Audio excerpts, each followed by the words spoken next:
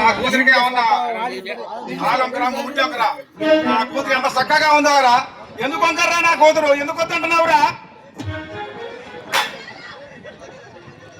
రేపు ఈ పాటికి వల్ల పోనీ 1,00,000 మందిని పట్టుకొస్తా కానీ నువ్వు ఉండవని నా కూతురు మరో అక్కడ ఇప్పుడు పెళ్ళి అని అంటుందిరా నా మాట ఏంట్రా కుమారు ఆ మాట ఏంట్రా ఆ పని చేయమయ్య చాలా బాగుంటుంది అది కానీ కానీ నిన్ను తప్ప రెండవని మనవాడిని అంటుందిరా అది ఏ లూయో గుయ్యో మరి అప్పుడు ఏ సీర్లు తోకలని చూస్తుందిరా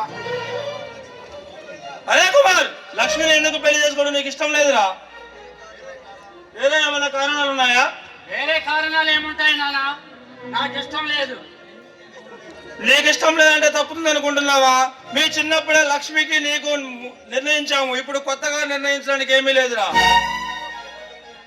మీరు ఎప్పుడు నిర్ణయించినా పెళ్ళి అనేది నా పర్సనల్ విషయం నాన్న అంటే నీకు పెళ్ళాన్ని నిర్ణయించడానికి తండ్రిగా నాకు హక్కు లేదంటావా నాకు ఇష్టం లేని పెళ్ళాన్ని నిర్ణయించే హక్కు మాత్రం మీకు లేదంటున్నాను డాడీ నీకు ఇష్టమో కాదో అని నిన్ను కన్నానా నీకు ఇష్టమో కాదో అని నిన్ను పెంచి ఎంతమంది చేశాను నాన్న అది వేరు ఇది వేరు పెళ్ళనేది 100 ఏళ్ల పంట నా జీవిత భాగస్వామిని ఎన్నుకునే హక్కు నాకు మాత్రమే ఉంటుంది ఏంట్రా హక్కుల గురించి అంత అందంగా మాట్లాడుతున్నావు నాన్న అమ్మ లేకపోయినా నన్ను అల్లారి ముద్దుగా పెంచారు మీరు ఏది కోరకుండా కాదనకుండా తీర్చారు కానీ ఈ ఒక్క విషయంలో మాత్రం నన్ను బలవంతం చేయకండి నాన్న బలవంతం చేయకండి అవునరా ఒక్కగానొక్క కొడుకుని అల్లారు ముద్దుగా పెంచుకున్న పాపానికి నా ఇష్టాన్ని కాదని నీ ఇష్టాచారం చేసుకుంటానంటే చేసేదేముందిరా నీ ఇష్ట ప్రకారమే కానీ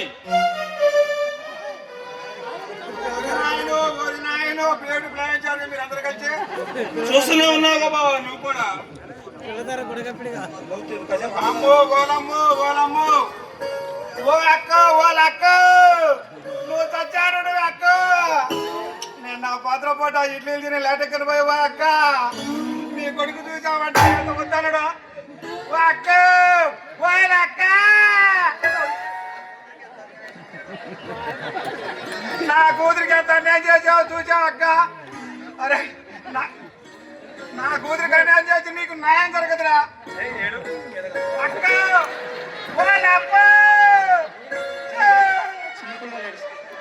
ఏంటి మామయ్య మరి చిన్నపిల్లాడిలో ఏడుస్తున్నావు నా ఏడుపు చిన్నపిల్లలు ఏపడుతున్నదిరా నా కడుపులో ఉన్న బాధ అట్టుంది అక్క నువ్వు నాశనం అయిపోను నా కూతురికి న్యాయం చేసి నీకు న్యాయం జరగదురా అర్థం మాటలు అర్థలేని మాట కాదు నా కడుపులో బాధ నా కూతురికి న్యాయం చేసి నువ్వు నీకు న్యాయం జరగదురా నీకు పురుగులు పడిపోతాయి నీ ముట్టికి ఈగలు కొట్టా నీ మూతికి కొట్టా నువ్వు 50 పైకి నీళ్ళు లేకను పోను నువ్వు నా కూతురికి అన్యాయం చేసావు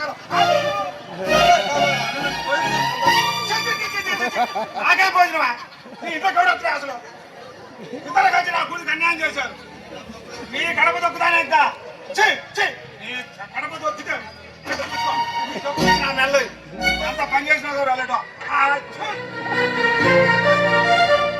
ఎవరి కర్మకు ఎవరు బాధ్యులు నానా ఏమిట్రా నా పెళ్లి ప్రస్తావన ఎలాగో వచ్చింది కాబట్టి మీకు ఒక విషయం చెప్పాలనుకుంటున్నాను ఏమిట్రా అది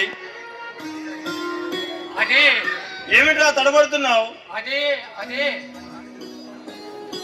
నాన్న నా పెళ్లి గురించి ఇప్పుడే కదరా నీ పెళ్లి గురించి నా ప్రమేయం లేదన్నావు అంటే నాకు ఇష్టం లేని పెళ్ళని వద్దన్నాను కానీ మీ ప్రమేయం లేదని నేను అనలేదుగా డాడీ సర్లే ఇప్పుడు నీ పెళ్లి గురించి నాకు చెప్పదలుచుకున్న విషయం ఏంటో చెప్పురా నానా నేను రాధను పెళ్లి చేసుకోవాలనుకుంటున్నాను ఏ రాధరా అదే రంగయ్య కూతురు అరే కుమార్ ఆ రంగయ్య కూతురు ఏమన్నా కుబేరుడు కూతురు అనుకుంటున్నావురా పొట్ట పోషించుకోవడం కోసం మన ఇంట్లో నౌకరిగా పనిచేసే ఆ రంగయ్య కూతుర్ని అలాంటి పాడుబుద్ధి నీకెలా పుట్టిందిరా పొట్ట పోషించుకోవటం కోసం కష్టపడి పని చేయటం అంత నీతి మాలిన పనేమి కాదు నానా అరే కుమార్ నీకు ఇష్టం లేని అమ్మాయితో పెళ్లి చేయడం ఎందుకని ఇప్పటిదాకా ఊరుకున్నాను. కానీ ఇలా ఒక జాతి నీతి లేని పదారు మనిషిని పెళ్లి చేసుకుంటానంటే ఊరుకోవడానికి ఈ నరసింహం ఏమన్నా పరువు ప్రతిష్టలు వదిలేసిన మనిషిలా కనపడుతున్నాడా? ఈ సమాజంలో ఉందాక బతికే జమీందారుని చూడు. మనలాంటి లక్షాధికారుల దృష్టిలో ఇలాంటి ఆలోచనలు రాకూడదు. ఇంకెప్పుడు ఇలాంటి పిచ్చి పిచ్చి వేషాలు వేయి మాకు.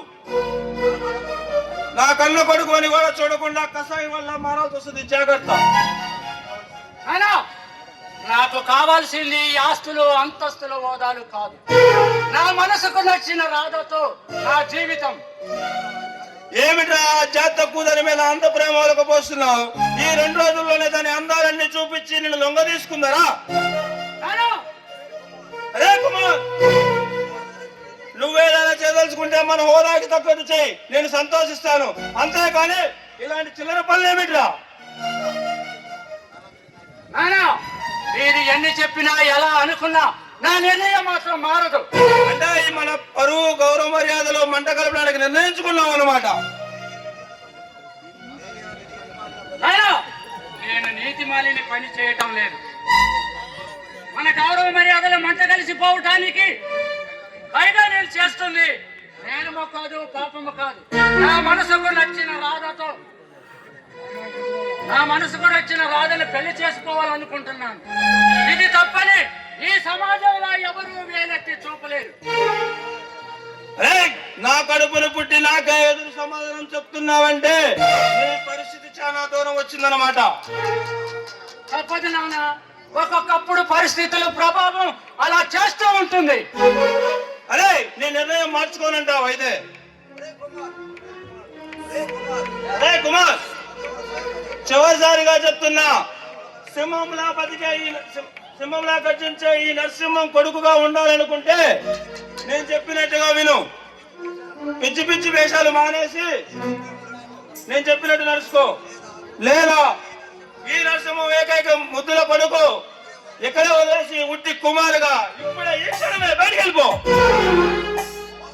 పోతాను నాన్న, పోతాను.